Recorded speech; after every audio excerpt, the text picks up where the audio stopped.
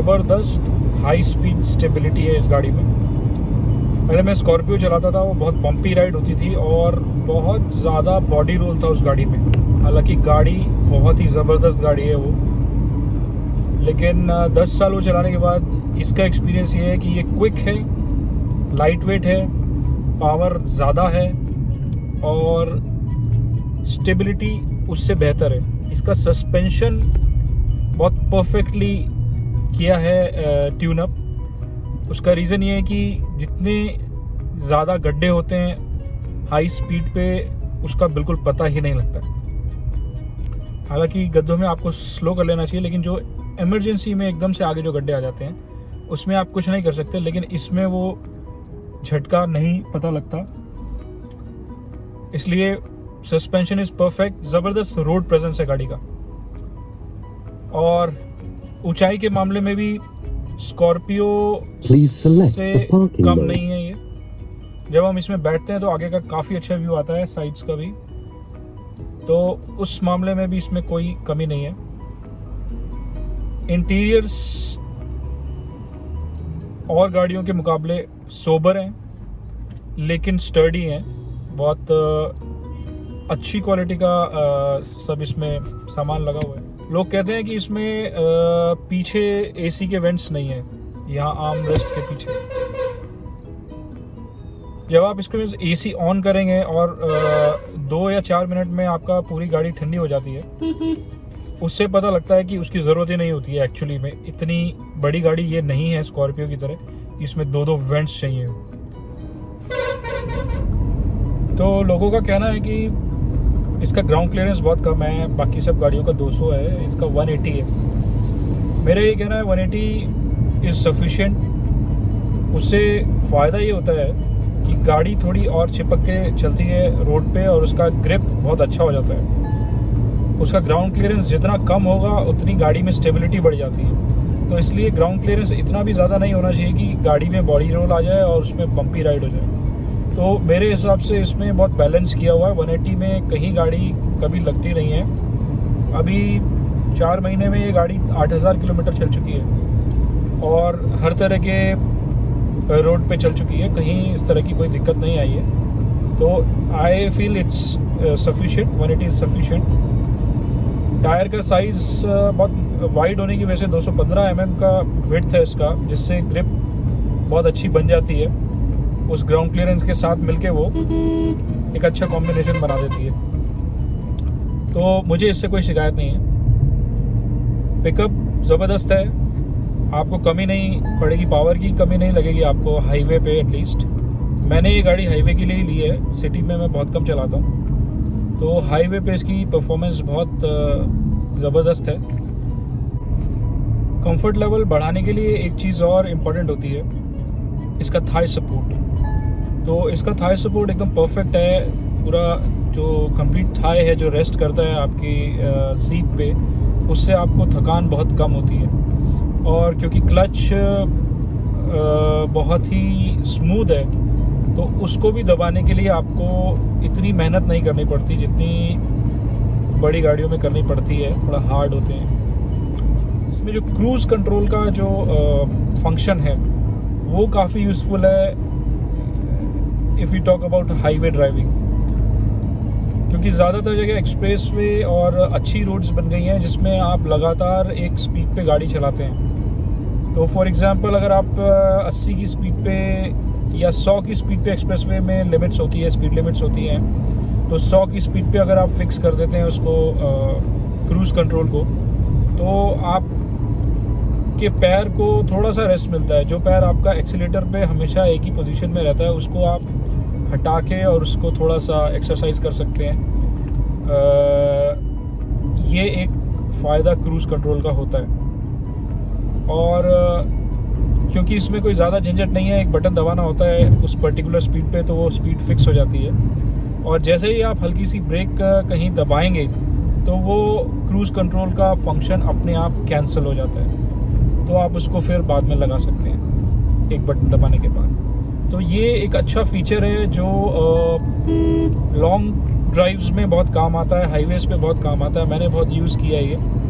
इसका एक और अच्छा जो फंक्शन है वो ये है कि एक पर्टिकुलर स्पीड पे गाड़ी चलने से इसकी एवरेज बहुत अच्छी आती है। जैसे कि अभी हाईवे एवरेज इसकी 17.5 है, पेट्रोल की एक्सयूवी है ये, और 1000-1200 किलोमीटर मैंने इसको चलाया तो इसका एवरेज जो आ रहा है 17.5 समथिंग आ रहा है। तो अगर आप 17 भी लेके चलें राउंड फिगर में तो वो कम नहीं है पेट्रोल गाड़ी की। तो I am very satisfied with the average. Boot space 257 है या 275 है, समथिंग लाइक दैट, और लोग कहते हैं कम है, मेरे हिसाब से तो कम नहीं है। मैं इसको हफ्ता 10 दिन के लिए लेके गया था, हम लोग 3 लोग थे और तीनों का सामान भी था बाकायदा सब कुछ, और मुझे कहीं कमी नहीं पड़ी ऐसे सामान की, क्योंकि इस गाड़ी के अंदर भी इतनी ज़्यादा कैबिन स्पेस है। अपने सेगमेंट में सबसे ज़्यादा कैबिन स्पेस इसी में है। और हम लोग कुछ ऐसी चीज़ें भी हैं जो हम लोग कैबिन में भी रख लेते हैं, खाने पीने की चीज़ें हैं, बास्केट है, फ्रूट बास्केट है, इस तरह की चीज़ें रख सकते हैं। और जो चीज़ें हमें यूज़ नहीं करनी है ट्रैवलिंग के दौरान वो हम लोग पीछे रखते हैं। तो मुझे कोई इस तरह की दिक्कत नहीं आई लगेज में, सफिशिएंट स्पेस है। बाकी और गाड़ियों से लोग कंपेयर करते हैं तो हाँ फिगर्स कम दिखाता है, लेकिन प्रैक्टिकली आदमी को कितना ज़रूरत होता है, कितनी उसकी जगह की ज़रूरत है, वो इतनी नहीं होती है। तो इसलिए मेरे हिसाब से इससे ज़्यादा ज़रूरत नहीं पड़ती मुझे, क्योंकि मैं बेसिकली ट्रैवलिंग के लिए और घूमने फिरने के लिए ये गाड़ी यूज़ करता हूँ। अगर आप किसी बिजनेस पर्पस से यूज़ करने लगे और आपको कुछ सामान ले जाना है, then that's a different story. But for travelling, for tourism and for visiting new places, इसमें कोई ऐसी दिक्कत नहीं है, इट्स माई ओपिनियन। मुझे इसकी लाइट्स बहुत पसंद है, चाहे वो आगे की हो या पीछे की हो। आप, क्योंकि मैं ड्राइव करता हूँ तो मैं तो देख नहीं पाता कि लाइट्स कैसे दिख रही है और उसका लुक कैसे आ रहा है, लेकिन बगल से कोई दूसरी एक्सयूवी जब जाती है तो उसकी फ्रंट लाइट्स और उसकी बैक लाइट्स LEDs बहुत ही आई कैचिंग है और बहुत ही ब्राइट है, स्मार्ट है।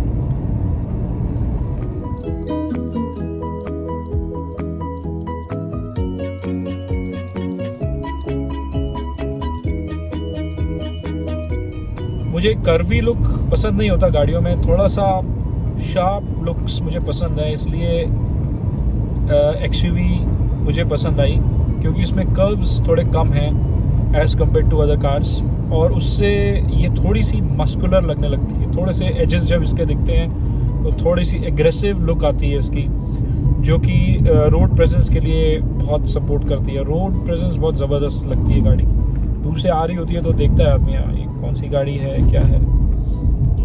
तो that is very nicely designed. Lights का पोजीशनिंग एकदम लो नहीं है। लो होने से ये होता है कि या तो आगे कहीं छोटी मोटी गाड़ी लग जाती है तो प्रॉब्लम आती है, या पीछे से कोई हल्का सा लगा दे तो लाइट ज़्यादा नीचे होती है तो उसको क्रैक होने का या उसको टूटने का डर रहता है। वो इशू इसमें नहीं है, इसका लाइट का लेवल काफ़ी ऊपर है और सेफ पॉइंट्स पे है वो लाइट्स, ये एक अच्छी बात है। व्यू मिरर्स काफ़ी बड़े स्कॉर्पियो की तरह नहीं है, लेकिन फिर भी जितने नॉर्मल होते हैं उससे थोड़े से बड़े हैं। That means it's more than sufficient. आपका बहुत अच्छा इसमें पीछे का लुक आता है। तो हाई सीटिंग पोजीशन की वजह से काफ़ी अच्छी विजिबिलिटी आती है आगे भी, और कई लोगों को बोनट देखने का शौक होता है कि बोनट दिखता रहे जब गाड़ी चलाएं, तो वो भी चीज़ इसमें पूरी हो जाती है। कई जो छोटी हाइट के लोग होते हैं उनको लगता है कि बोनट दिखे तो कंफर्टेबल लगता है ड्राइविंग में, तो इसमें पूरा बोनट व्यू है और काफ़ी अच्छी हाई पोजीशन पे एक ड्राइवर बैठता है तो उससे गाड़ी पे कंट्रोल रहता है और उसको आगे पीछे सब अच्छे से विजिबल रहता है।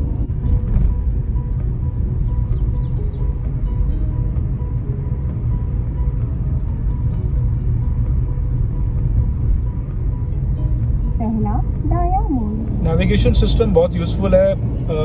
उसका रीज़न मैं आपको बताता हूँ छोटा सा, कि मैंने दोनों ही सिस्टम में फ़ोन पे भी ऑन किया हुआ था और इसका जो इनबिल्ट नेविगेशन सिस्टम है वो भी ऑन किया हुआ था। तो एक पर्टिकुलर जंगल में आके नेटवर्क लॉस होने की वजह से फ़ोन वाला जो गूगल मैप्स था वो स्टक हो गया, हैंग हो गया। लेकिन क्योंकि इस गाड़ी का जो बिल्ट इन नेविगेशन सिस्टम है वो जीपीएस पे बेस्ड है, तो वो सिग्नल्स कभी लॉस नहीं होते उसके, जिससे आपको सुविधा रहती है, आप कहीं स्टक नहीं हो जाएंगे।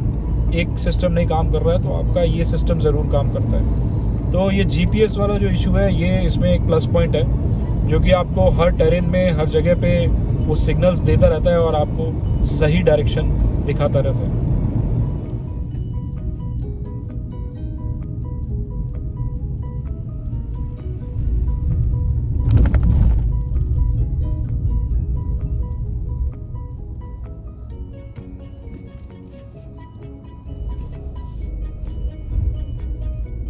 तो फास्टैग लगाने से ये एक फ़ायदा हो गया है कि गाड़ी का टाइम जो है वो ख़राब नहीं होता है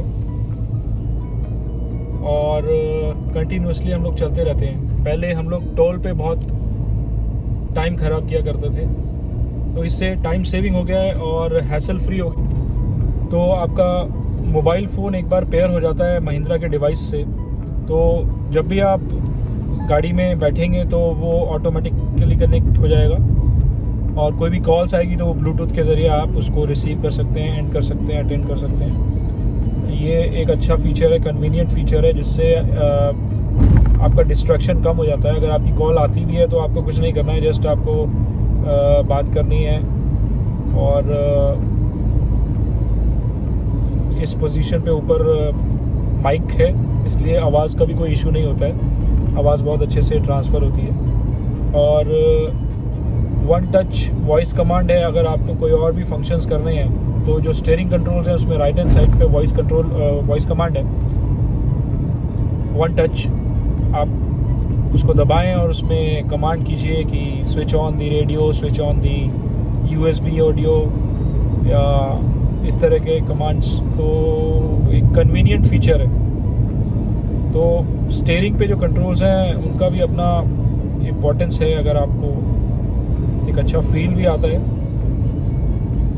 फ्रीक्वेंटली ट्रैवल करते वक्त कोई सामान रखने की ऐसी कोई कमी नहीं महसूस हुई है, सफिशिएंट स्पेस है। ग्लोव बॉक्स के ऊपर भी एक जगह दी हुई है जहाँ पे हम लोग अपने स्पेक्टिकल्स या मोबाइल फ़ोन या चार्जर वगैरह रख सकते हैं। उसके बाद सेंट्रल कंसोल में तो जगह है ही ऑलरेडी वॉलेट रखने की, और उस पर भी हम मोबाइल रख के चार्ज कर सकते हैं, चार्जिंग पॉइंट भी है और एक यूएसबी पॉइंट है। और उसके बाद गियर के बाद पीछे आर्मरेस्ट है, आर्मरेस्ट के अंदर भी स्टोरेज है जिसमें आप वो सब चीज़ें रख सकते हो जो आपको ट्रैवलिंग में यूज़ करनी होती है। सैनिटाइज़र है, गॉगल्स है, इनफैक्ट गॉगल्स के लिए तो ऊपर अलग से ही दिया हुआ है कंपार्टमेंट यहाँ पे ऊपर, तो गॉगल्स के लिए दिया हुआ है, तो आप वहाँ पे और चीज़ें रख सकते हैं, आईपैड वगैरह, फ़ोन वगैरह रख सकते हैं, या इस तरह की जो भी चीज़ आपको ट्रैवलिंग में यूज़ होती हो वो आप रख सकते हैं।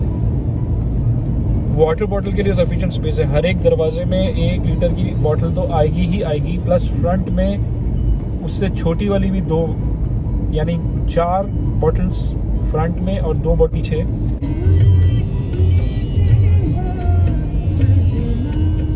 म्यूज़िक सिस्टम डिसेंट है और रेडियो चैनल्स 8, 10, 20 चैनल अगर आ रहे होते हैं पकड़ लेता है उसका स्ट्रॉन्ग सिग्नल कैचिंग। डिस्प्ले भी अच्छा रिस्पांस देता है, ऐसा कोई इशू नहीं है उसके साथ में, क्योंकि नेविगेशन के लिए भी वो यूज़ होता है खूब।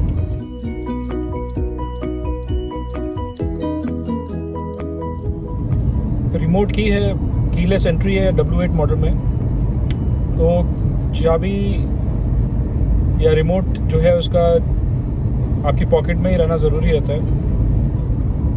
फिर आप चाहे उसको बाहर से खोलें, अंदर से खोलें या स्टार्ट करें, इट्स ऑल कीलेस। एक अच्छी बात यह है कि ज़्यादा नॉइज़ी नहीं है, ऑन ऑफ करते हैं तो ज़्यादा साउंड नहीं करती है और गाड़ियों की तरह, हल्के से माइल्डली आवाज़ करती है कि लॉक हुई है या अनलॉक हुई है।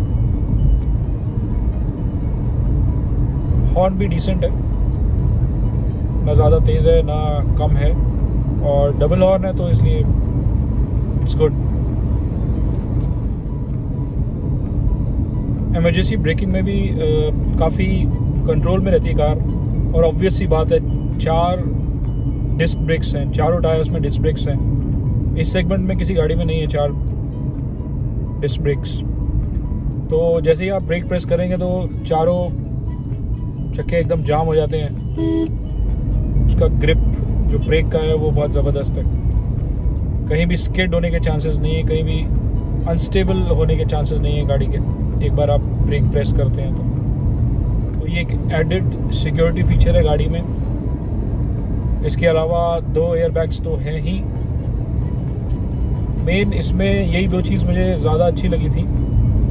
एक तो 4 डिस्क ब्रेक्स चारों टायर्स में, किसी और कार में नहीं था, जो एक बहुत अच्छा सेफ्टी फीचर है, क्योंकि इमरजेंसी ब्रेकिंग बहुत ज़रूरी चीज़ है कि वो इमरजेंसी में ब्रेक्स ठीक लगे। क्योंकि कई बार हम ब्रेक्स लगाते हैं तो आगे नहीं लगती, लेकिन जिगजैग करके गाड़ी कहीं और लग जाती है, तो वो सब इसमें अवॉइड हो जाता है। सभी पैसेंजर्स के लिए सीट बेल्ट्स हैं, पीछे भी और आगे भी। और आगे में सीट बेल्ट वार्निंग बीप आ जाती है। पहले सिर्फ ड्राइवर सीट्स के लिए आती थी कार्स में, अब दोनों सीट्स के लिए वार्निंग आती है। और लगाना भी चाहिए दोनों पैसेंजर्स को। इनफैक्ट सभी पैसेंजर्स को सीट बेल्ट लगानी चाहिए, क्योंकि एक्सीडेंट के दौरान काफ़ी सेफ्टी रहती है। सीट बेल्ट आपको हिलने नहीं देती। जब भी गाड़ी अनस्टेबल हो गए या एक्सीडेंट हो जाता है तो आप अपनी पोजीशन नहीं खोते, जिसकी वजह से आप सेफ रहते हैं। ये एक बहुत इंपॉर्टेंट फीचर है और यही रीज़न है कि अब सभी गाड़ियों में मैंडेटरी हो गया है और नए ट्रैफिक रूल्स में भी आ रहा है कि सभी पैसेंजर्स को सीट बेल्ट्स लगाना अनिवार्य है। आई होप आपको ये वीडियो इन्फॉर्मेटिव लगा होगा। आपके कुछ सवाल हैं तो कमेंट्स में ज़रूर पूछें। वीडियो को लाइक करें, शेयर करें और चैनल को सब्सक्राइब करें। Thank you.